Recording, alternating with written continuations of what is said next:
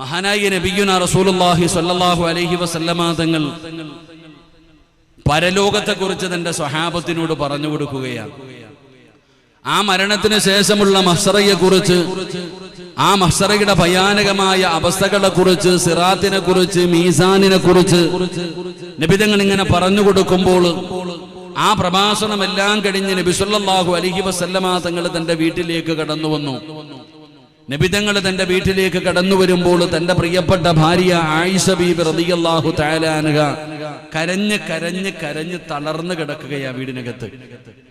നബി സല്ലല്ലാഹു അലൈഹി വസല്ലമ തങ്ങൾ ഓടിച്ചെന്നു. കരഞ്ഞ് കരഞ്ഞ് അവശതയായി കിടക്കുന്ന തന്റെ പ്രിയപ്പെട്ട ഭാര്യ ആയിഷ ബീബി റളിയല്ലാഹു തആല അൻഹയുടെ അടുക്കൽ ചെന്ന് നബി തങ്ങൾ പിടിച്ചുലർത്തി. എന്നിട്ട് നബി തങ്ങൾ ചോദിച്ചു, എന്തു പറ്റി ആയിഷ? എന്താണ് നീ കരയുന്നത്? വല്ലാതെ സങ്കടപ്പെടുന്നല്ലോ. അതിന്റെ കാര്യം എന്താണ്? അതിന്റെ കാരണം എന്താ? അള്ളാഹുവിന്റെ പ്രവാചകൻ സല്ലല്ലാഹു അലൈഹി വസല്ലമ തങ്ങൾ തന്റെ പ്രിയപ്പെട്ട ഭാര്യയായ ആയിഷ ബീബി റളിയല്ലാഹു തആല അൻഹ അവിടുന്ന് നബി തങ്ങൾ ചോദിക്കുമ്പോൾ ആയിഷ ബീബി പറഞ്ഞ മറുപടി, നബിയേ, അങ്ങ് പരലോകത്തെ കുറിച്ച് പറയുന്നത് കേട്ടപ്പോൾ, അങ്ങ് മഹ്ശറയെ കുറിച്ച് പറയുന്നത് കേട്ടപ്പോൾ, ആ പറയുന്നത് കേട്ടിട്ട് പേടിച്ച് കരഞ്ഞതാ ഞാൻ. അങ്ങനെ കരഞ്ഞു കരഞ്ഞാണ് ഞാൻ, വല്ലാതെ കരഞ്ഞു കരഞ്ഞാണ് തളർന്നു വീണത്. നബി തങ്ങൾ തന്റെ പ്രിയപ്പെട്ട ഭാര്യയായ ആയിഷ ബീബി റളിയല്ലാഹു തആല അൻഹയെ പിടിച്ച് മടിയിൽ കിടത്തുകയാ. നബി തങ്ങൾ അതാ ആയിഷ ബീബിയുടെ കണ്ണുനീരിങ്ങനെ തുടച്ചു കൊടുക്കുകയാണ്. ആയിഷ ബീബി റളിയല്ലാഹു തആല അൻഹയെ മടിത്തട്ടിൽ പിടിച്ച് കിടത്തിയിട്ട് പ്രവാചകൻ അവിടുത്തെ കണ്ണുനീര് തുടച്ചു കൊടുക്കുന്നത് കണ്ടപ്പോ ആയിഷ ബീബി റളിയല്ലാഹു തആല അൻഹ ആ സ്നേഹ പ്രകടനങ്ങൾ കണ്ടപ്പോൾ അവിടുന്ന് ചോദിച്ചു, യാ റസൂലല്ലാഹ്, അല്ലാഹുവിന്റെ നബിയേ, എന്നോട് വല്ലാത്ത സ്നേഹമാണോ നബിയേ? എന്നെ വല്ലാത്ത ഇഷ്ടമാണോ നബിയേ? അല്ലാഹുവിന്റെ പ്രവാചകൻ സല്ലല്ലാഹു അലൈഹി വസല്ലമ തങ്ങൾ പറഞ്ഞു, ആയിഷ, എനിക്ക് നിന്നെ വല്ലാത്ത ഇഷ്ടമാണ് ആയിഷ, എനിക്ക് നിന്നോട് വല്ലാത്ത സ്നേഹമാണ് ആയിഷ. അല്ലാഹുവിന്റെ പ്രവാചകൻ സല്ലല്ലാഹു അലൈഹി വസല്ലമ തങ്ങൾ മറുപടി പറയുമ്പോ ആയിഷ ബീബി റളിയല്ലാഹു തആല അൻഹ ചോദിക്കുന്നു, യാ റസൂലല്ലാഹ്, അല്ലാഹുവിന്റെ നബിയേ, നാളെ പടച്ച റബ്ബിന്റെ പരലോകത്തേക്ക് കടന്നു വരുമ്പോൾ, അല്ലാഹുവിന്റെ കോടതിയിലേക്ക് കടന്നു വരുമ്പോ ഈ സ്നേഹം എന്നോട് കാണുമോ നബിയേ? ഈ സ്നേഹം എന്നോട് കാണിക്കുമോ നബിയേ? എന്നെ കണ്ട പരിചയം കാണിക്കുമോ നബിയേ? എന്നെ അവിടെ വെച്ച് കണ്ടാൽ എന്റെ കൈപിടിക്കുമോ നബിയേ?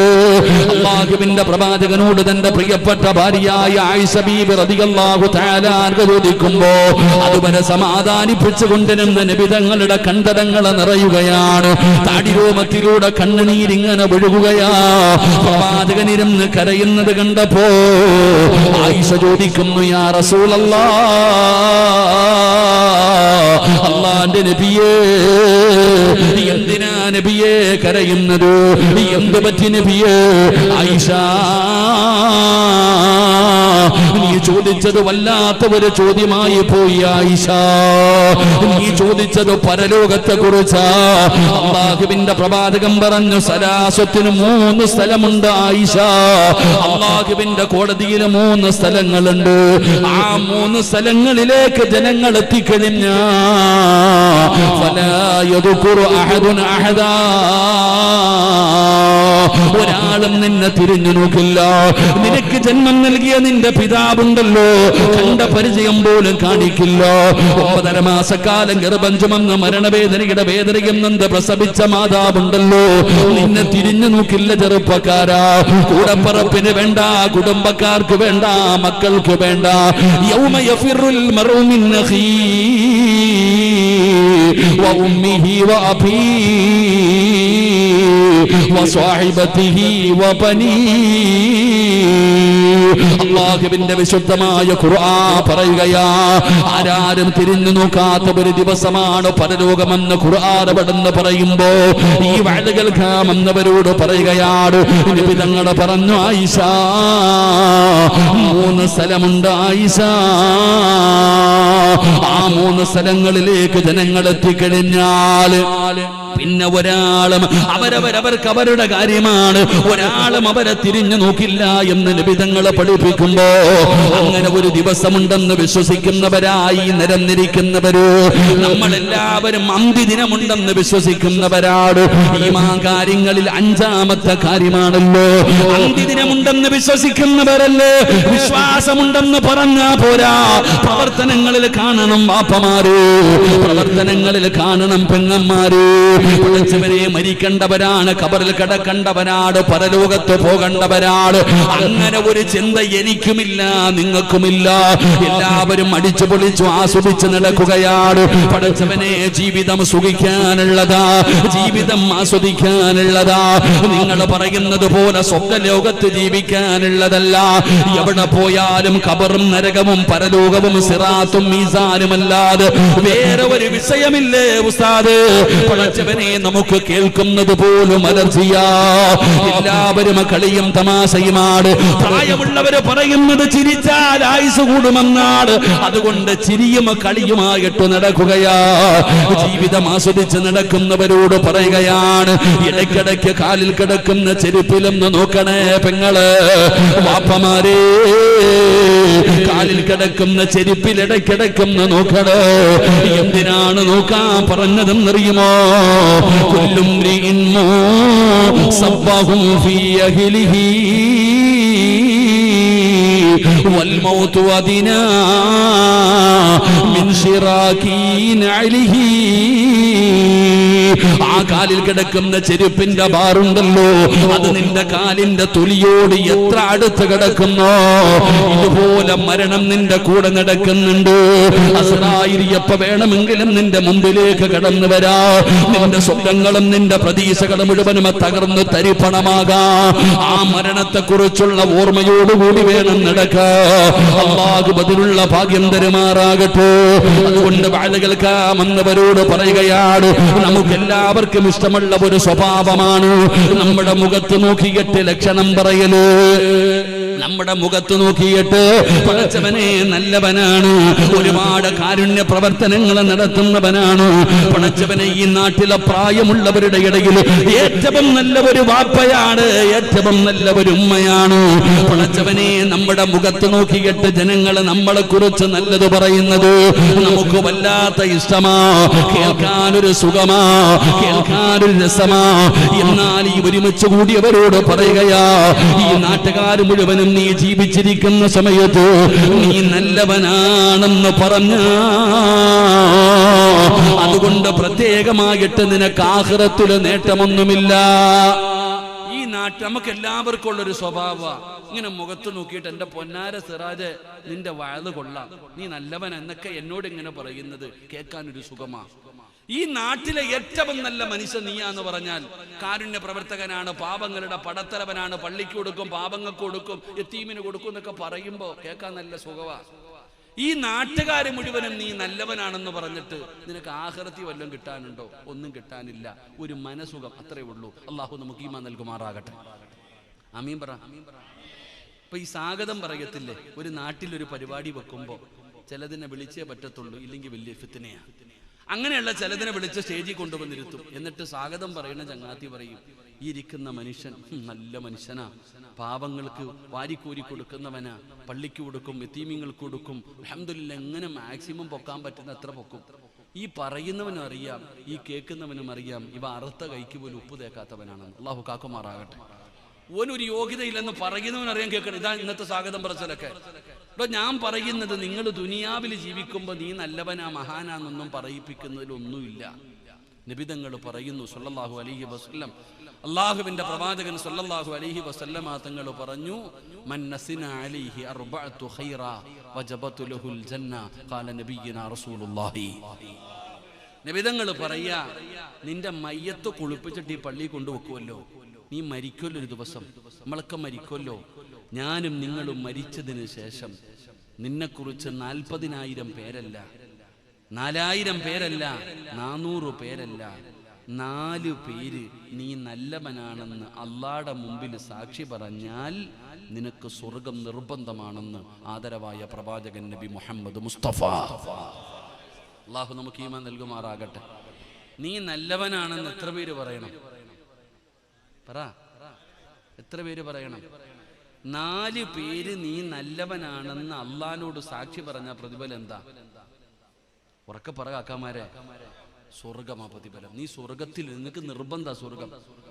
നീ മരിച്ചു കഴിയുമ്പോ 4 പേര് പറയണം നീ നല്ലവനായിരുന്നു എന്ന്. നിങ്ങൾ കേട്ടോ, ഇരിക്കണ പെണ്ണുങ്ങളോട് ഞാൻ പറയുന്നു, നീ നല്ലവളായിരുന്നു എന്ന് 4 പേര് പറഞ്ഞാൽ നിനക്ക് സ്വർഗമുണ്ടെന്ന് നബിയുനാ റസൂലുള്ളാഹി. അല്ലാഹു നമുക്ക് ഈമാൻ നൽകുമാറാകട്ടെ. പറയോ? എന്താ വെടികൊണ്ടതുപോലെ ഇരിക്കണം? ഞാൻ ഇത് ആദ്യം പറഞ്ഞേ, എന്റെ കാര്യമാണ് ഞാൻ പറയുന്നതെന്ന്, നിങ്ങളുടെ കാര്യമല്ല. പറയോ?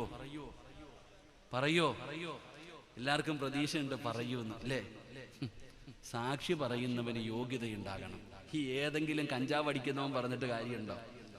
എടാ, നിന്റെ കൂടെ നടക്കുന്ന, നിന്റെ വീടിന്റെ പരിസരത്ത് താമസിക്കണ നിന്റെ കുടുംബക്കാരൻ ഏതെങ്കിലും ഒരുത്തം പറഞ്ഞിട്ട് കാര്യമുണ്ടോ? ഉണ്ടോ താത്തമാരെ? തൊഴിലുറപ്പ് പണിക്ക് പോകുമ്പോഴും കൂടെ ഒക്കെ വരുന്നുണ്ടല്ലോ, മേള കാണാനും പൂരം കാണാനും പോകുന്നവള് പറഞ്ഞിട്ട് കാര്യമുണ്ടോ? ഏതെങ്കിലും 4 പേര് പറഞ്ഞിട്ട് കാര്യമില്ല. സാക്ഷി പറയുന്നവന് യോഗ്യത ഉണ്ടാകണം. നിന്റെ മോളെ കല്യാണം കഴിച്ചപ്പോ റോഡേ പോയവനെയാണ് വിളിച്ച് സാക്ഷി നിർത്തിയേ? അല്ലല്ലോ. സാക്ഷി പറയുന്നവന് യോഗ്യത ഉണ്ടാകണം. അതുകൊണ്ട് ഏതെങ്കിലും 4 പേര് പറഞ്ഞാൽ പോരാ, പറയേണ്ട 4 പേര് പറയണം. അള്ളാഹു അവരെ കൊണ്ട് പറയിപ്പിക്കാൻ ഭാഗ്യം തരുമാറാകട്ടെ. അള്ളാഹു ഭാഗ്യം തരുമാറാകട്ടെ. അതുകൊണ്ട് ഞാനൊരു 4 പേരെ പറഞ്ഞു തരാം. എന്ത് കൊടുത്തിട്ടാണെങ്കിലും, ഗുരുവായൂർ ടൗണിൽ 1 സെന്റ് വാങ്ങിച്ചു കൊടുത്തിട്ടാണെങ്കിലും കുഴപ്പമില്ല, കൂടെ കൂട്ടിക്കോണം. വീട് കൊടുക്കണോ, പണം കൊടുക്കണോ, പൈസ കൊടുക്കണോ, എന്ത് വേണമെങ്കിലും കൊടുത്തോ. ഈ 4 പേരെ നീ റെഡിയാക്കി കൊള്ളണം. അള്ളാഹു ഭാഗ്യം തരുമാറാകട്ടെ. അള്ളാഹു ഭാഗ്യം തരുമാറാകട്ടെ. അപ്പൊ തുടങ്ങല്ലേ? അവനവൻ അപ്പന. അതാ ഞാൻ പറഞ്ഞ, അവനവന്റെ കാര്യം. ഹത്തീബിന്റെ ജോലി, എൻ്റെ ജോലി. അവനവൻ 4 പേരെ റെഡിയാക്കി കൊള്ളണം. 4 പേരെയും പറയണമെന്ന് ആഗ്രഹമുണ്ട്. സമയമുണ്ടെങ്കിൽ ഞാൻ പറയും, ഇല്ലെങ്കിൽ 11 മണിക്ക് എൻ്റെ വണ്ടി നിർത്തും. എനിക്കതുവരെ സമയമുള്ളൂ. എൻ്റെ ആഗ്രഹമൊക്കെത്തതാ. ഇൻഷാ അല്ലാഹ്. അള്ളാഹു നമുക്ക് കേൾക്കുന്നത് അത്രയും പഠിക്കാൻ അള്ളാഹു ഭാഗ്യം തരുമാറാകട്ടെ. ഇവിടെ മഹാനായി നബിയുനാ റസൂലുള്ളാഹി സല്ലല്ലാഹു അലൈഹി വസല്ലമ തങ്ങൾ ഒരിക്കൽ മസ്ജിദുൻ നബവിയിൽ ഇരിക്കുമ്പോൾ ഒരു സഹാബി പള്ളിയിൽ കയറി വന്നു. ഇവിടെ ഖത്തീബ് ചോദിക്കാറില്ലേ, ഹാജിയാരെ സുഖമാണോ? ഇതുപോലെ നബി തങ്ങൾ ഒരു സഹാബിയോട് ചോദിച്ചു, യാ ഫുലാൻ, ചങ്ങാതി ചോദിച്ചു, എനിക്ക് സുഖമാണോ? അപ്പൊ ചങ്ങാതി പറഞ്ഞു, അൽഹംദുലില്ലാ ഖൈർ, അൽഹംദുലില്ലാ, എനിക്ക് സുഖമാണ് റാഹത്താ നബി. ആ ഒരു മറുപടി കേട്ടപ്പോൾ നബി തങ്ങൾ പറഞ്ഞു, അള്ളാഹു നിനക്ക് ബർക്കത്ത് ചെയ്യട്ടെ എന്ന് ദുആ ചെയ്തു. രണ്ടാമതൊരു കാക്ക പുറകെ കയറി വന്നു. ആ രണ്ടാമത് വന്ന ആളോടും ചോദിച്ചു, സുഖമാണോ? നിങ്ങൾ പറഞ്ഞതുപോലെ എന്തോ പറഞ്ഞോ ചങ്ങാതി, ഖൈറാണ് നബിയെ, സുഖമാണ് നബിയെ, റാഹത്താ നബി. അപ്പൊ നബി തങ്ങൾ ചിരിച്ചൊന്നും മിണ്ടിയില്ല. അപ്പൊ ഈ ചങ്ങാതി ചോദിച്ചു, എനിക്ക് എന്തേ നബിയെ ദുആ ഇല്ലേ? ആദ്യം വന്ന ആളോട് ചോദിച്ച അതേ ചോദ്യം തന്നെ എന്നോട് ചോദിച്ചത്. അദ്ദേഹത്തിന് ബർക്കത്തിന് വേണ്ടി ദുആ ചെയ്തു, എനിക്ക് ബർക്കത്തില്ലേ? അപ്പോഴാ പറഞ്ഞത്, നീ ഒരു അൽഹംദുലില്ലാ പറഞ്ഞിരുന്നെങ്കിൽ എത്രയോ നല്ലതായിരുന്നു എന്ന് നബിയുനാ റസൂലുള്ളാഹി. ഇനി പറ, സുഖമാണോ? സുഖമാ? എനിക്ക് തോന്നിയതല്ലല്ലോ, സുഖല്ലേ? ഇതിന്റെ ആദ്യം പറയാന് അതാണ് നമ്മള് പഠിച്ചാ പോരാ, ജീവിതത്തിൽ കുറച്ചൊക്കെ ചെയ്യണം. അള്ളാഹു ഭാഗ്യം തരുമാറാകട്ടെ. സുഖല്ലേ? അപ്പൊ ഒരറിവ് പഠിച്ചില്ലേ? ഇനി മുതൽ ആര് ചോദിച്ചാൽ എന്ത് പറയണം? അൽഹംദുലില്ലാ. കച്ചവടമൊക്കെ എങ്ങനെയുണ്ട്? കുടുംബജീവിതമൊക്കെ എങ്ങനെയുണ്ട്? എല്ലാവരുടെ കയ്യിൽ പൈസയൊക്കെ ഉണ്ടോ? കള്ളം പറയരുത്. പൈസ ഉണ്ടല്ലോ എന്ന് ചോദിക്കുമ്പോ തന്നാ മതി. അൽഹംദുലില്ലാ. ഇനി ഇല്ലെന്ന് പറയത്തില്ലല്ലോ, ഉണ്ടെന്ന് നിങ്ങൾ തന്നെ പറഞ്ഞല്ലോ. അത്തമാരെ പൈസയൊക്കെ ഇല്ലേ? അൽഹംദുലില്ലാ. അല്ലാഹു ബർക്കത്ത് ചെയ്യുമാറാകട്ടെ. എന്റെ പ്രിയപ്പെട്ട സഹോദരങ്ങളെ, മഹാനായ ആദരവായ പ്രവാചകൻ നബി മുഹമ്മദ് മുസ്തഫ സല്ലല്ലാഹു അലൈഹി വസല്ലമ തങ്ങൾ 63ാമത്തെ വയസ്സിൽ പരിശുദ്ധമായ റബീഉൽ അവ്വൽ 12 തിങ്കളാഴ്ച സുബഹി നമസ്കാരം കഴിഞ്ഞപ്പോൾ അല്ലാഹുവിന്റെ പ്രവാചകൻ സല്ലല്ലാഹു അലൈഹി വസല്ലമ തങ്ങൾ ഈ ലോകത്തോട് വിട പറഞ്ഞു. പ്രവാചകന്റെ മരണവാർത്ത എന്റെ പ്രിയപ്പെട്ടവരെ അറിയുന്നവർ നിലവിളിക്കുകയാണ്. കാട്ടുതീ പടരുന്നത് പോലെ മദീന മുഴുവനും അല്ലാഹുവിന്റെ പ്രവാചകൻ സല്ലല്ലാഹു അലൈഹി വസല്ലമ തങ്ങളുടെ മരണവാർത്ത അറിഞ്ഞു. ആ മരണവാർത്ത അറിയുന്നവർ മുഴുവനും, ആണാകട്ടെ പെണ്ണാകട്ടെ, കുട്ടികളാകട്ടെ ചെറുപ്പക്കാരാകട്ടെ പ്രായമുള്ളവരാകട്ടെ, എല്ലാവരും ഈ മരണവാർത്ത അറിയുമ്പോൾ അവരുടെ വീടിനകത്ത് നിന്ന് നിലവിളിച്ചുകൊണ്ട് ഓടുകയാണ്. എല്ലാവരും മസ്ജിദുൻ നബവിയിലേക്ക് ഓടുകയാണ്. എല്ലാവരും അല്ലാഹുവിന്റെ പ്രവാചകൻ സല്ലല്ലാഹു അലൈഹി വസല്ലമ തങ്ങളുടെ വീട്ടിലേക്ക്, നബി തങ്ങളുടെ പള്ളിയിലേക്ക് എല്ലാവരും നിലവിളിച്ചുകൊണ്ട് ഓടുകയാണ്. ഒരു നാട് മുഴുവനും കരയുകയാ. ഒന്ന് സമാധാനിപ്പിക്കുവാനോ ഒന്ന് കരയല്ലേ എന്നൊന്ന് പറയാൻ പോലും ഒരാളുമില്ല. അല്ലാഹുവിന്റെ പ്രവാചകന് സല്ലല്ലാഹു അലൈഹി വസല്ലമ തങ്ങളുടെ മരണവാർത്ത അറിയുമ്പോൾ എല്ലാവരും കരയുകയാണ്, നിലവിളിക്കുകയാണ്. സമാധാനിപ്പിക്കാൻ പോലും ഒരാളുമില്ലടോ. ഈ മഹല്ലിൽ ഒരാൾ മരിച്ചാൽ പടച്ചവനെ ആരെങ്കിലും കാണുമല്ലോ, കരയല്ലേ എന്നൊന്ന് സമാധാനിപ്പിക്കാൻ. അങ്ങനെ ഒരാൾ മദീനത്തില്ല. നബി തങ്ങളുടെ വഫാത്തായപ്പോ മദീന മുഴുവനും കരയുകയാണ്.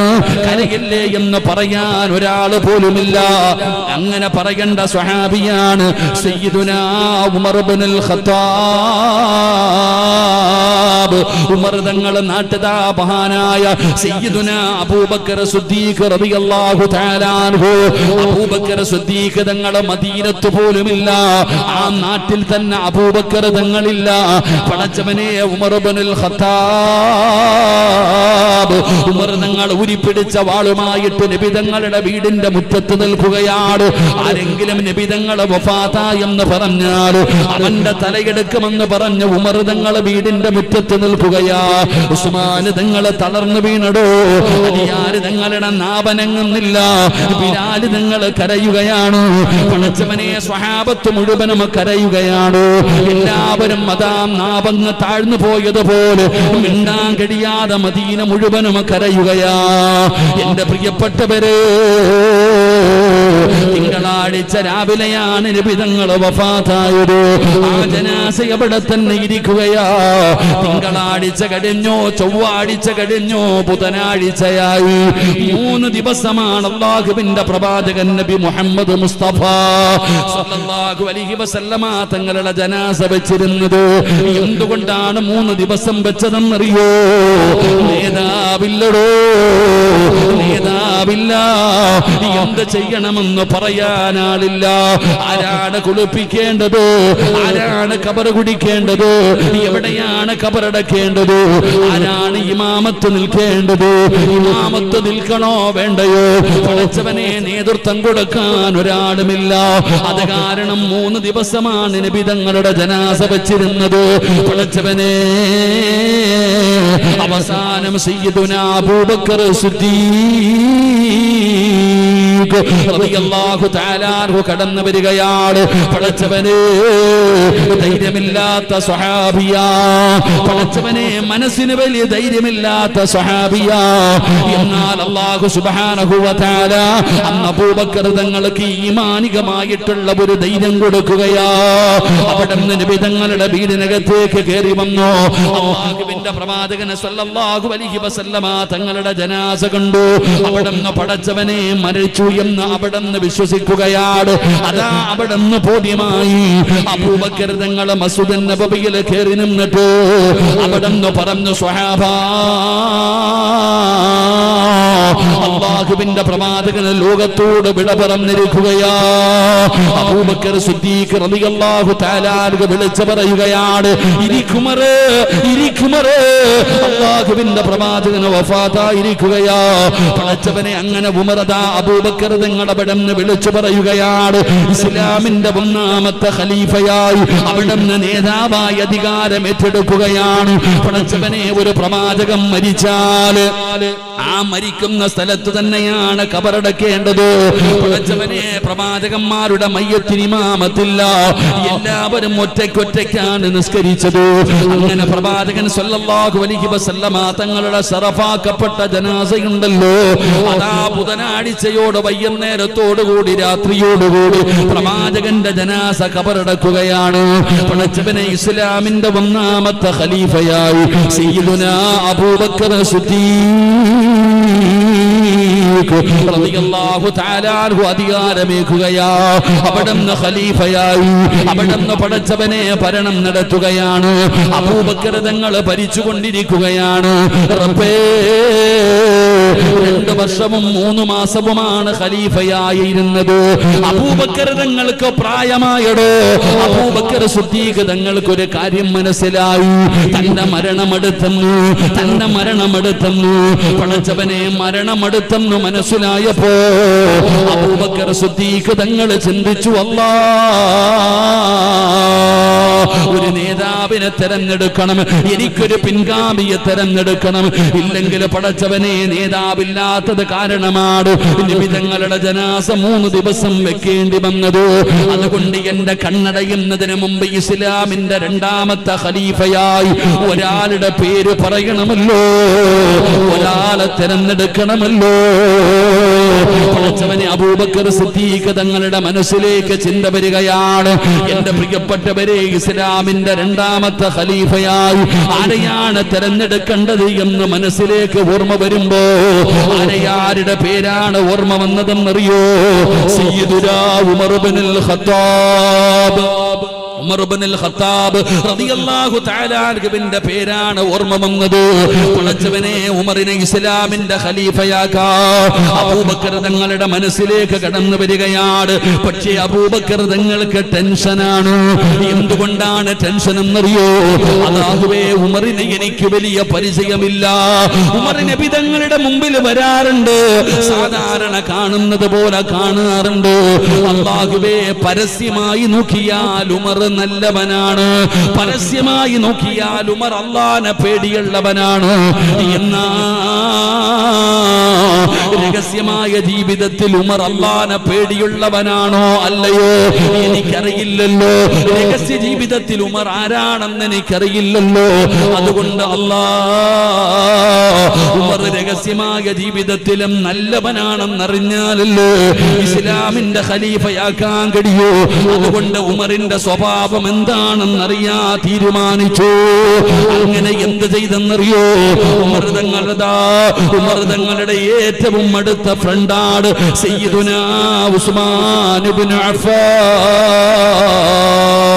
ഉസ്മാൻ ഇബ്നു അഫ്ഫാൻ റളിയല്ലാഹു തആല അൻഹു അബൂബക്കർ തങ്ങൾ ഉമർ തങ്ങളുടെ ഏറ്റവും അടുത്ത ഫ്രണ്ടാണ്. 2 പേരും കൂട്ടുകാരനാണ്. എപ്പോഴും ഉമറും ഉസ്മാനും ഒരുമിച്ചാണ് നടക്കുന്നത്. 2 പേരും ചങ്ങാതിമാരാണ്. അതുകൊണ്ട് ഉമറിന്റെ സ്വഭാവം അറിയണമെങ്കിൽ ഉസ്മാനോട് ചോദിച്ചാ മതിയല്ലോ. അങ്ങനെ അബൂബക്കർ തങ്ങൾ ഉസ്മാൻ തങ്ങളെ വിളിക്കുകയാ. എന്നിട്ട് പറഞ്ഞു, ഉസ്മാനേ, ഉമറിനെ 2ാമത്തെ ഖലീഫയായി തെരഞ്ഞെടുക്കാൻ പോവുകയാണ്. എനിക്ക് പരസ്യമായിട്ട് ഉമർ നല്ലവനാണെന്നറിയാം. രഹസ്യമായ ജീവിതത്തിൽ ഉമറിന്റെ സ്വഭാവം എന്താണെന്ന് എനിക്കറിയില്ലല്ലോ. കൂടെ നടക്കുന്ന നിനക്കറിയാമല്ലോ. അതുകൊണ്ട് അഖ്ബിർനീ അൻ ഉമർ ഇബ്നുൽ ഖത്താബ്, ഉമറിന്റെ സ്വഭാവം എനിക്കൊന്ന് പറഞ്ഞു തരുമോ? ഉമറിന്റെ സ്വഭാവം എന്താണെന്ന് എനിക്കൊന്ന് പറഞ്ഞു തരുമോ? സയ്യിദുനാ ഉസ്മാൻ ഇബ്നു അഫ്ഫാൻ റളിയല്ലാഹു തആല അൻഹു പറഞ്ഞ മറുപടി എന്തെന്നറിയുമോ? വല്ലാഹി ഇന്ന സരീറതഹു ഖൈറൻ മിൻ അലാനിയാ. നിന്റെ കൂട്ടുകാരന്റെ സ്വഭാവം എന്താണെന്ന് എനിക്ക് പറഞ്ഞു തരുമോ? ഉസ്മാൻ തങ്ങൾ പറയുകയാണ്, വല്ലാഹി ഇന്ന സരീറതഹു ഖൈറൻ മിൻ അലാനിയാ. അല്ലാഹുവിനെ കൊണ്ട് തന്നെയാണ് സത്യം. ഈ പ്രപഞ്ചത്തിന്റെ അധിപനായ അല്ലാഹുവിനെ കൊണ്ട് തന്നെയാണ് സത്യം. എന്റെ ഉമർ നല്ലവനാ. രഹസ്യമായ ജീവിതത്തിൽ ഉമർ അല്ലാഹുവിനെ ഭയന്ന് ജീവിക്കുന്നവനാ. ധൈര്യമായിട്ട് ഖലീഫയാക്കാ, ധൈര്യമായിട്ട് ഇസ്ലാമിന്റെ അധികാരം കൊടുക്കാ. ഞാനാണ് സാക്ഷി പറയുന്നത്, ഞാനാണ് സാക്ഷി പറയുന്നത്. മഹാനായ ഉസ്മാൻ ഇബ്നു അഫ്ഫാൻ റളിയല്ലാഹു റളിയല്ലാഹു തആല അവിടുന്ന് പറഞ്ഞു കൊടുക്കുമ്പോ കേൾക്കാൻ വന്നിരിക്കുന്ന മുസ്ലിമേ, അല്ലാഹുവിന്റെ വിശുദ്ധമായ ഖുർആൻ പറഞ്ഞല്ലോ, വകദാലിക ജഅൽനാകും ഉമ്മതൻ വസതൻ ലിതകൂനൂ ശുഹദാ അലന്നാസ്. അല്ലാഹുവിന്റെ വിശുദ്ധമായ ഖുർആൻ അവിടെന്ന് പറയുമ്പോ ഈ വഅദ കേൾക്കാൻ ഒരുമിച്ച് കൂടിയവരോട് പറയുകയാണ്, നീ മരിച്ചു കഴിഞ്ഞ അല്ലാഹുവിനോട് നീ നല്ലവനാണെന്ന് സാക്ഷി പറയേണ്ട ഒന്നാമത്തെ ആൾ ആരാണെന്നറിയോ? നിന്റെ കൂടെ നടക്കുന്ന നിന്റെ കൂട്ടുകാരനാ, നിന്റെ ഫ്രണ്ടാ, നിന്റെ ചങ്കാണെന്ന് നബി മുഹമ്മദ് മുസ്തഫ സല്ലല്ലാഹു അലൈഹി വസല്ലമ തങ്ങൾ പറയുന്നു, നീ നല്ലവനാണെന്ന് പറയേണ്ട ഒന്നാമത്തെ ആള് നിന്റെ കൂടെ രാവും പകലും നടക്കുന്ന നിന്റെ ഫ്രണ്ട് തന്നെയാ. അള്ളാഹു നമുക്ക് ഈമാൻ നൽകുമാറാകട്ടെ. അല്ലാഹ് ഈമാൻ നൽകുമാറാകട്ടെ. പറയൂ, നമ്മുടെ ഫ്രണ്ട് പറയുമോ നമ്മൾ നല്ലവനാണെന്ന്? നമ്മൾ ഓരോരുത്തരും ചിന്തിക്കണം, നമ്മുടെ കൂട്ടുകാരൻ പറയുമോ, നിന്റെ കൂട്ടുകാരി പറയുമോ അള്ളാന്റെ മുമ്പിൽ വന്നിട്ട് റബ്ബേ ഇവള് നല്ലവളാ, ഞാൻ സാക്ഷി നിൽക്കുന്നു എന്ന് പറയൂ? പറയില്ല. കാരണം നിന്റെ എല്ലാ സ്വഭാവവും അവനറിയാം. നീ ഒന്ന് പിണങ്ങി നോക്കിക്കേ. നീ ചങ്കാന്ന് പറയുന്ന ചങ്കിനോട് നീ ഒന്ന് പിണങ്ങി നോക്കിക്കേ. നാളെ റോഡിൽ ഇറങ്ങി നിന്നിട്ട് നിന്റെ ചരിത്രം മുഴുവനും വിളിച്ചു പറയും. അള്ളാഹു കാത്തിരക്ഷിക്കുമാറാകട്ടെ. അള്ളാഹു നമ്മളെ കാത്തിരക്ഷിക്കുമാറാകട്ടെ. എന്റെ പ്രിയപ്പെട്ട സഹോദരങ്ങളെ, കൂട്ടുകാരൻ പറയണം നീ നല്ലവനാണെന്ന്. നമുക്ക് അങ്ങനെ ഒരു കൂട്ടുകാരൻ ജീവിതത്തിൽ ഒരിക്കലെങ്കിലും സുബഹി നിസ്കരിച്ചിട്ടുണ്ടോ എന്ന് നിന്റെ ചങ്ക് ചോദിച്ചിട്ടുണ്ടോ? ഏതെങ്കിലും ഒരു കൂട്ടുകാരൻ എടാ സുബഹി നിസ്കരിച്ചോ, ഇന്ന് 5 വഖത്ത് നിസ്കരിച്ചോ, ഖുർആൻ കൈകൊണ്ടെങ്കിലും തൊട്ടോ, ചോദിച്ചോ? നിന്റെ ഏത് ഫ്രണ്ടാ പെങ്ങളെ ഉമ്മയുണ്ട് ഞാൻ ചുക്കട്ടെ, ജീവിതത്തിൽ ആരെങ്കിലും നിന്നോട് ചോദിച്ചിട്ടുണ്ടോ റജബ് കഴിഞ്ഞു ഷാബാൻ ഒരു നോമ്പെങ്കിലും പിടിച്ചോ? ആരാ നിന്നോട് ചോദിക്കുന്നത്? നമ്മുടെ കൂട്ടുകാരൻ. എടാ കൂട്ടുകാരൻ നല്ലവനാകണം. നിന്നെ വീടി വലിക്കാൻ പഠിപ്പിച്ച ആരാ? പാപ്പായാണോ? അല്ല, ചങ്കല്ലേ. എടാ കുറ്റി വീടി വലിയടാ ഒന്ന് വലിച്ചു നോക്കടാന്ന് പറഞ്ഞ് നിന്റെ കൂട്ടുകാരനല്ലേ നിന്നെ വീടി വലിക്കാൻ പഠിപ്പിച്ചേ? നിന്നെ കള്ളു കുടിക്കാൻ നമ്മളെ എല്ലാ വൃത്തികേടുകൾ ചെയ്യാനും പഠിപ്പിച്ചതാരാ? നമ്മുടെ ഫ്രണ്ട്. എന്നിട്ട് നമ്മൾ ഫ്രണ്ട് എന്ന് പറഞ്ഞ് കൊണ്ട് നടക്കുകയാ. അല്ലാഹു ഈമാൻ നൽകുമാറാകട്ടെ. ആരാ കൂട്ടുകാരെന്നറിയോ? നമ്മൾ കൂട്ടുകാർക്ക് വേണ്ടി എന്തും ചെയ്യാൻ തയ്യാറാകും. എന്റെ പ്രിയപ്പെട്ടവരെ, എന്ത് ത്യാഗം ചെയ്യാനും ഞാനും നിങ്ങളും തയ്യാറാകുമല്ലോ. എന്നാ ഫ്രണ്ട് എന്ന് പറഞ്ഞാൽ ആരാ? ചങ്ങാതി എന്ന് പറഞ്ഞാൽ ആരാ? കൂട്ടുകാരെന്ന് പറഞ്ഞാൽ ഏതുപോലെ ഇരിക്കണമെന്നറിയോ? ഉഹദിന്റെ രണാങ്കണത്തിൽ യുദ്ധം നടക്കാൻ പോവുകയാണ്. ഉഹദിന്റെ രണാങ്കണത്തിൽ യുദ്ധം നടക്കുന്നതിന്റെ തലേ ദിവസമുണ്ടല്ലോ, മഹാനായ അബ്ദുല്ലാഹ് ഇബ്നു ജഹ്ശ് റളിയല്ലാഹു തആല അൻഹു, അബ്ദുല്ലാഹ് ഇബ്നു ജഹ്ശ് എന്ന് പറഞ്ഞ സ്വഹാബിയുണ്ടല്ലോ, തന്റെ വീട് വിട്ട് വെളിയിലേക്ക് ഇറങ്ങുകയാണ്. ഫ്രണ്ടിന്റെ വീട്ടിലേക്ക് പോവുകയാണ്. സഅദ് ഇബ്നു അബീ വഖാസ് എന്ന് പറയുന്ന തന്റെ ചങ്ങാതിയുടെ വീട്ടിൽ ചെന്നിട്ട് രാത്രിയിൽ വിളിക്കുന്നു, വാടാ സഅദ്, ഇറങ്ങി വാ സഅദ്. സഅദ് ഇബ്നു അബീ വഖാസ് റളിയല്ലാഹു തആല അൻഹുവിനെ വീടിനകത്ത് നിന്ന് വിളിച്ചിറക്കുകയാ. ഗാനമേളയ്ക്ക് പോകാനായിരുന്നില്ല, പൂരപ്പറമ്പിലൂടെ കറങ്ങാനായിരുന്നില്ല, കണ്ടുകുടിക്കാനോ കഞ്ചാവടിക്കാനോ കാമുകിയുടെ വീട്ടിൽ പോകാനായിരുന്നില്ല, കടത്തിണ്ണയിൽ പോയി 1 മണി വരെ ഇരിക്കാനായിരുന്നില്ല. വാടാ സഅദ്. സഅദ് ഇബ്നു അബീ വഖാസ് എന്ന് പറയുന്ന തന്റെ കൂട്ടുകാരനെ വിളിച്ചിറക്കുകയാണ്. ഉളുവെടുക്കടാ സഅദ്. രണ്ടുപേരും ഉളുവെടുക്കുകയാണ്. എന്നിട്ട് പടച്ചവനെ മുസല്ല എടുത്തുകൊണ്ട് ആരാരുമില്ലാത്ത ഒരു ഭാഗത്ത് പോയിരിക്കുകയാ. രണ്ടുപേരും നിസ്കരിച്ചടോ, രണ്ടുപേരും നിസ്കരിച്ചു. എന്നിട്ട് അബ്ദുല്ലാഹ് ഇബ്നു ജഹ്ശ് തങ്ങൾ പറഞ്ഞു, സഅദ്, നേരം വെളുത്തു കഴിഞ്ഞാൽ നമ്മൾ രണ്ടുപേരും ഉഹദിന്റെ രണാങ്കണത്തിലേക്ക് പോവുകയാണ്. തിരിച്ചു വരുമോ ഇല്ലയോ എന്നറിയില്ലല്ലോ, ഇനി കാണുമോ ഇല്ലയോ എന്നറിയില്ലല്ലോ. അതുകൊണ്ട് അവസാനത്തെ രാത്രിയാണല്ലോ. എടാ സഅദേ, നിനക്ക് വേണ്ടത് നീ അല്ലാഹുവിനോട് ദുആ ചെയ്യൂ. ഞാൻ ആമീൻ പറയാ. എനിക്ക് വേണ്ടത് ഞാൻ പറയാ. എനിക്ക് വേണ്ടി നീ ദുആ ആമീൻ പറയണോ. രണ്ടുപേരും സമ്മതിക്കുകയാണ്. സഅദ് ഇബ്നു അബീ വഖാസിനോട് പറഞ്ഞു, നീ ദുആ ചെയ്യാറ്. സഅദ് ഇബ്നു അബീ വഖാസ് തങ്ങൾ പടച്ചവനോട് ദുആ ചെയ്യുകയാ. അല്ലാഹുവേ, നാളെ ഉഹദിന്റെ രണാങ്കണത്തിലേക്ക് ഞാൻ ചെല്ലുമ്പോ എന്നെക്കാളും ആരോഗ്യമുള്ള എന്നെക്കാളും യോദ്ധാവായ ഒരു നേതാവിനെ എനിക്ക് എതിരാളിയായി തരണേ അല്ലോ. ഒരു യോദ്ധാവിനെ വേണം എനിക്ക് എതിരാളിയായി തരാറ്. എനിക്കവനെ എന്റെ വാളുകൊണ്ട് പരാജയപ്പെടുത്തണം തമ്പുരാന്. എനിക്കതിനുള്ള അവസരം തരണേ തമ്പുരാന്. പടച്ചവനോട് സഅദ് ബിൻ അബീ വഖാസ് തങ്ങൾ ദുആ ചെയ്യുകയാണ്. കൂട്ടുകാരിൽ നിന്ന് ആമീൻ പറയുകയാണ്. അതാ അബ്ദുല്ലാഹി ഇബ്നു ജഹ്ഷ് തങ്ങൾ പറഞ്ഞു, സഅദ് ഇനി ഞാൻ ദുആ ചെയ്യാൻ പോവുകയാ, നീ ആമീൻ പറയണേ, ഇഖ്ലാസോട് കൂടി ആമീൻ പറയണേ. അബ്ദുല്ലാഹി ഇബ്നു ജഹ്ഷ് തങ്ങൾ പറഞ്ഞു, അല്ലാഹ് നാളെ ഉഹദിന്റെ രണാങ്കണത്തിലേക്ക് പോകുമ്പോ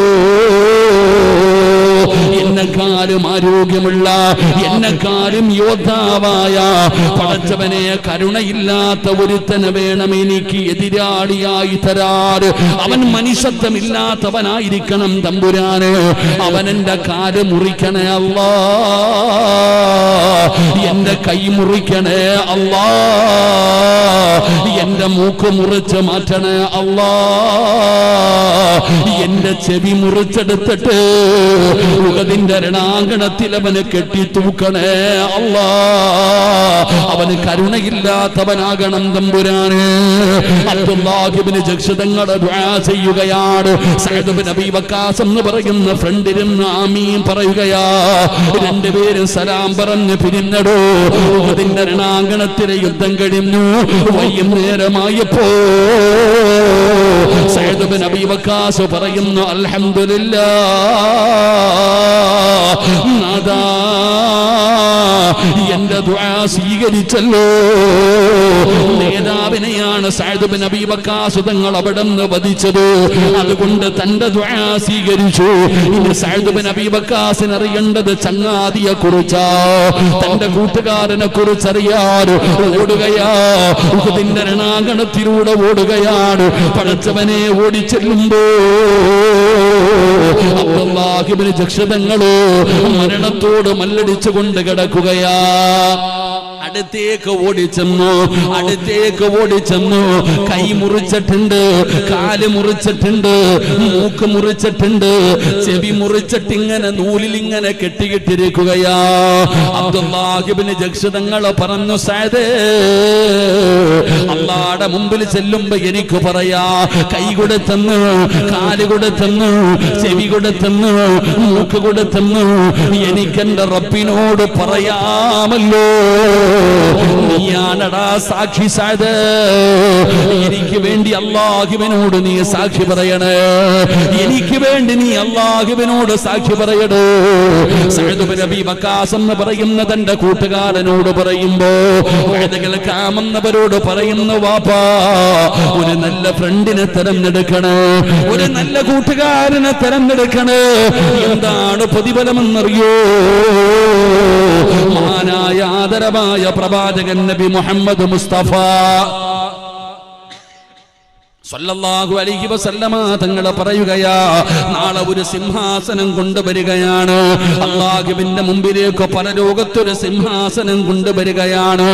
ആ സിംഹാസനത്തെ കുറിച്ച് നബി തങ്ങൾ വിശദീകരിച്ചു കൊടുക്കുമ്പോ സ്വഹാബത്ത് ചോദിക്കുന്നു, യാ റസൂലല്ലാഹ്, അല്ലാഹുവിന്റെ നബിയേ, അത് പ്രവാചകന്മാർക്ക് കിട്ടുന്ന പദവിയാണോ? നബി തങ്ങൾ പറഞ്ഞു, അല്ല. സുഹദാക്കൾക്ക് കിട്ടുന്ന പദവിയാണോ? നബി തങ്ങൾ പറഞ്ഞു, അല്ല. പ്രവാചകന്മാര് കൊതിക്കുകയാണ്, സുഹദാക്കൾ കൊതിക്കുകയാണ് ആ പദവിയൊന്നു ലഭിക്കാൻ, ആ സിംഹാസനത്തിലൊന്നിരിക്കാൻ. അല്ലാഹുവിന്റെ അമ്പിയാക്കന്മാര് പോലും സുഹദാക്കൾ പോലും കൊതിക്കും സ്വഹാബ. നബി തങ്ങൾ ഇത് പറയുമ്പോ അല്ലാഹുവിന്റെ പ്രവാചകനോട് ചോദിക്കുന്നു, യാ റസൂലല്ലാഹ്, അല്ലാഹുവിന്റെ നബിയേ, പ്രവാചകന്മാർക്കല്ല, സുഹദാക്കൾക്കല്ല. പിന്നെ ആ സിംഹാസനത്തിലിരിക്കുന്നത് ആരാണ് നബിയേ? ആർക്കുള്ളതാ നബിയേ? നബി തങ്ങളെ പറഞ്ഞു ഹും ഖൗമൻ തുഹാബു ബിറൂഹില്ലാഹ്. അല്ലാഹുവിന് വേണ്ടി സ്നേഹിച്ച രണ്ട് കൂട്ടുകാർക്കുള്ളതാ. റബ്ബിന് വേണ്ടി സ്നേഹിക്കുന്നവരുണ്ടല്ലോ, അവർക്ക് വേണ്ടിയുള്ള പ്രതിഫലമാണെന്ന് നബി തങ്ങൾ പറയുമ്പോ കേൾക്കാമെന്ന് പെങ്ങളോട് പറയുകയാ, മോശമായ കൂട്ടുകാരിയുടെ കൂടെ നടക്കല്ലേ, വൃത്തികെട്ടവരുടെ കൂടെ നടക്കല്ലോ, പാപം ചെയ്യുന്നവരുടെ കൂടെ നടക്കല്ലോ. നീ പറയും ഉസ്താദേ ഞാൻ കള്ള് കുടിക്കില്ല, അവനല്ലേ കുടിക്കുകയുള്ളൂ, അവനല്ലേ കാമുകന്റെ കൂടെ പോകുന്നത്, ഞാൻ കൂടെ പോയതല്ലേ ഉള്ളൂ. പടച്ചവനെ കൂട്ടുകാരന് കൂട്ടുകാരി എന്ന് പറഞ്ഞു മരിക്കുന്നവരുണ്ടല്ലോ. അല്ലാഹുവേ, മോശമായ കൂട്ടുകാരുടെ കൂടെ നടക്കുന്നവരോട് പറയുകയാ, യാ വൈലത്താ ലൈതനീ ലം അത്തഖിദ് ഫുലാന ഖലീലാ. അല്ലാഹുവിന്റെ വിശുദ്ധമായ ഖുർആൻ പറയുകയാ, നാളെ ശപിക്കും ചെറുപ്പക്കാരാ, നാളെ ശപിക്കും ചെറുപ്പക്കാരാ. കള്ളുകുടിയന്റെ കൂടെ നടന്നാൽ കള്ളുകുടിയന്റെ കൂടെ നടക്കരുത്, അവനുമായി ഫ്രണ്ട്ഷിപ്പ് കൂടരുത്, അവന്റെ കൂടെ നടക്കരുത്, അവന്റെ കൂടെ ഇരിക്കരുത്, അവന്റെ കുടുംബത്തിൽ പെണ്ണു പോലും കെട്ടിച്ചു കൊടുക്കരുത്. നീ നടക്കുന്നത് കള്ളുകുടിയന്റെ കൂടല്ലോ. ഉസ്താദേ ഞാൻ കുടിക്കാറില്ല, അവനല്ലേ കുടിക്കാറുള്ളൂ. എന്തേ പെണ്ണെ പറയുന്നത്? ഉസ്താദേ ഞാൻ കൂട്ടുപോയതാണ്, അവളാണ് കാമുകന്റെ കൂടെ പോയത്. എന്റെ പെങ്ങളെ, ഏത് വൃത്തികേട് ചെയ്യാനും കൂട്ടു നിൽക്കുന്ന ചെറുപ്പക്കാരികളോട് പറയുകയാ, നാളെ കരയും മോള്. യാ വൈലത്താ ലൈതനീ ലം അത്തഖിദു ഫുലാനൻ ഖലീലാ. ഇവളുടെ കൂടെ കൂടാതിരുന്നെങ്കിലോ, ഇവന്റെ കൂടെ കൂടാതിരുന്നെങ്കിലോ ശപിക്കുമടാ ചെറുപ്പക്കാരാ. എന്റെ ഉപ്പമാരോട് പറയുകയാണ്, അല്ലാഹുവിനെ മറന്ന് നടക്കുന്നവന്റെ കൂടെ കൂട്ടുകൂടല്ലോ. അവൻ ആരുമാകട്ടെ, അവൻ എത്ര വലിയ കൊലകൊമ്പനാകട്ടെ, ഹജ്ജ് ചെയ്തവനാണ് ഉംറ ചെയ്തവനാണെന്ന് പറഞ്ഞിട്ട് കാര്യമില്ല. അല്ലാഹുവിനെ മറന്നുകൊണ്ട് തെറ്റ് ചെയ്ത് നടക്കുന്നവനാണോ, അവന്റെ കൂടെ കൂടല്ലേ. സ്നേഹിച്ചാൽ അല്ലാഹുവിന് വേണ്ടി സ്നേഹിക്കൂ, പെങ്ങളെ സ്നേഹിച്ചാൽ അല്ലാഹുവിന് വേണ്ടി സ്നേഹിക്കൂ. സ്നേഹിക്കുന്ന രണ്ട് ഫ്രണ്ട്സുകൾക്ക് പടച്ചറപ്പ് തരുന്ന പ്രതിഫലം എന്തെന്നറിയോ? ഇസ്രാഫീൽ എന്ന് പറയുന്ന മലക്ക് സൂറെന്ന് പറയുന്ന കാഹളത്തിലോ രണ്ടാമത് മൂതുന്ന ദിവസമുണ്ടല്ലോ, പള്ളിപ്പറമ്പിലെ കബറിനകത്ത് നിന്ന് എഴുന്നേറ്റ് വരുന്ന ഒരു ദിവസമുണ്ടല്ലോ. തുണിയില്ലാതെ ആണുങ്ങളും പെണ്ണുങ്ങളുമല്ല ഭക്തരായിട്ട് പടച്ചവനെ പട്ടികയുടെ കോലത്തിൽ, പന്നിയുടെ കോലത്തിൽ, കഴുതിയുടെ രൂപത്തിൽ, പേപ്പട്ടിയെ പോലെ വരുന്നവർ, നടന്നു വരുന്നവർ, ഇടഞ്ഞു വരുന്നവർ, മുഖത്ത് മാംസമില്ലാത്തവർ, കുഷ്ഠരോഗികളെ പോലെ വരുന്നവർ, അല്ലാഹുവിന്റെ പരലോകത്ത് ഉടുതുണിയില്ലാതെ ഞാനും നിങ്ങളും എഴുന്നേറ്റ് വരുന്ന ഒരു ദിവസമുണ്ടല്ലോ. മോനെ ചെമ്പിന്റെ തറയിലാ നിൽക്കുന്നത് വാപ്പാ, എല്ലാവരും നിൽക്കുന്നത് ചെമ്പിന്റെ തറയിലാ. രണ്ട് ഭൂമി അല്ലാഹു അങ്ങ് പരത്തുകയാണ്, ഞാനും നിങ്ങളും ഇങ്ങനെ ചെമ്പിന്റെ മുകളിൽ ഇങ്ങനെ നിൽക്കുകയാണ്. തുണിയില്ലടോ, പടച്ചവനെ ചൂടാണെന്ന് പറയുന്നില്ലോ. ഉസ്താദേ വല്ലാത്ത ചൂടാടോ, വല്ലാതെ ശരീരം വിയർക്കുന്ന ഉസ്താദേ. ഞാനും നിങ്ങളും പറയുന്നല്ലോ, 15 കോടി 15 ലക്ഷം കിലോമീറ്റർ മുകളിലാണ് സൂര്യൻ നിൽക്കുന്നത്. അത് അസ്തമിച്ചിട്ട് 10 മണിയായിട്ടും നിനക്ക് ചൂടാ ബാപ്പാ, ശരീരം വിയർക്കുന്നില്ലേ പെങ്ങളോ? ഇരിക്കുന്ന ചുരിദാറിനകത്തുകൂടെ വിയർപ്പ് തുള്ളി ഒഴുകുമ്പോ പ്രയാസപ്പെടുന്ന ഉമ്മ, ഇതൊക്കെ ഒരു ചൂടാണോ? ഇതൊക്കെ ഒരു ചൂടാണോ? ഇതൊക്കെ ഒരു വിയർപ്പാണോ? പടച്ചവനെ ചൂടൊക്കെ പരലോകത്താ ഉമ്മ. ചൂടുള്ള നാളുണ്ട് കിയാമന്നാളാ, ചുരുക്കി പറഞ്ഞാൽ എന്തു ഹാലാ ചൂള വണ്ടോസ വണ്ടിയോ മായി വരുന്നേ കാള ക്ഷീണത്തിനാലൊലിക്കുന്നതാണേ ഈള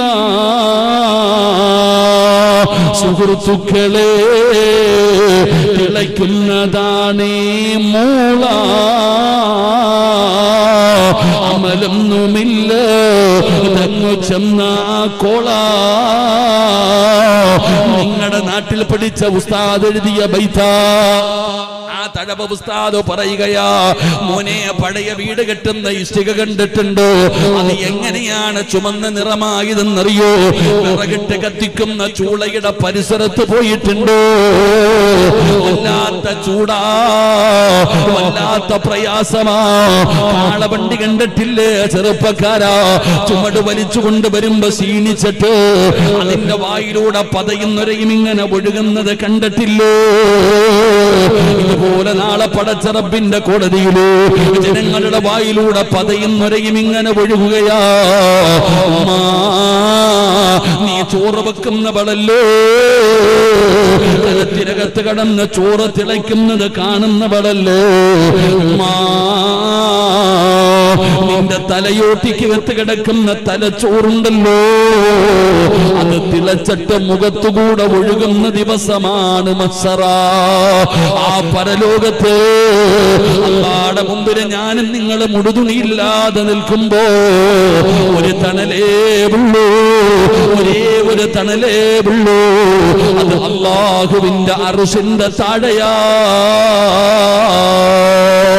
അല്ലാഹുവിന്റെ രാജസിംഹാസനമുണ്ടല്ലോ ആ സിംഹാസനത്തിന്റെ താഴെ മാത്രമേ അന്ന് തണലുള്ളൂ സബഅത്തുൽ യുളില്ലുഹുമുല്ലാഹു ഫീ ദില്ലി അന്ന് 7 വിവിഐപികളെ അല്ലാഹു വിളിക്കുകയാ അന്ന് 7 വിവിഐപികളെ അല്ലാഹു വിളിക്കുകയാണ് അർശിന്റെ താഴേക്ക് ആ 7 വിഭാഗത്തിൽ ഒരു വിഭാഗമാരെന്നറിയോ ആ 7 വിഭാഗത്തിൽ ഒരു വിഭാഗമാരെന്നറിയോ അത് അല്ലാഹുവിന് വേണ്ടി സ്നേഹിച്ചവരാ അല്ലാഹുവിന് വേണ്ടി സ്നേഹിച്ച 2 കൂട്ടുകാർ അവർക്ക് അല്ലാഹു അർശിന്റെ താഴെ ഒരു സ്ഥാനം കൊടുക്കുമെന്ന് നബി മുഹമ്മദ് മുസ്തഫ